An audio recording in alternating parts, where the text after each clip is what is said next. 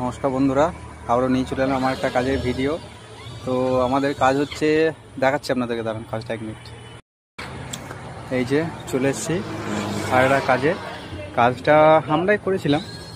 এই যে এগুলো এসিবির কাজ বলে, দেখাচ্ছি আপনাদেরকে। এই যে ওপরে ওরা খুলছে, তো খোলার কারণটা বলছি। এই যে এসিবির টোটাল কাজটা, এই পিলার, এই টোটাল এই যে সেটআপটা আছে, এই কাজটা আমরা করেছিলাম। তো এর যে টেক্সচার যেটা আছে, এটা অন্য লোক বানিয়ে গেছিলো।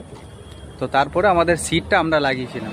তো টেক্সচার ওনারা করে দিয়েছিল, ওনারা ওদের মতো ঠিকই করেছিল, ওনাদেরও ভুল নেই বা আমাদেরও ভুল নেই। এখন কি হচ্ছে, এই ওপর থেকে বৃষ্টির জল নিচে এসে জমা হচ্ছে।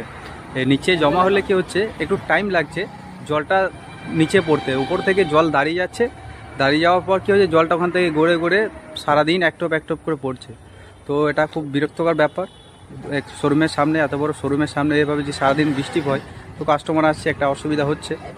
ওই কারণে ডিলার আবার অনেক টাকা খরচা করে এই সিট সব চেঞ্জ করে, এই যে ভিতরে লোহার টেক্সচার আছে, এই টেক্সচারটাকে পুরো কেটে, মানে আমরাই করবো এটা, টেক্সচারটা কেটে সামনেকার যে বিটটা আছে ওটাকে একটা ডাউন করে ফের আবার নতুন সিট লাগিয়ে আবার নতুন করে কাজটা হবে। তো আপাতত এই ভিডিওটা এই পর্যন্তই থাকলো, আপনারা দেখুন।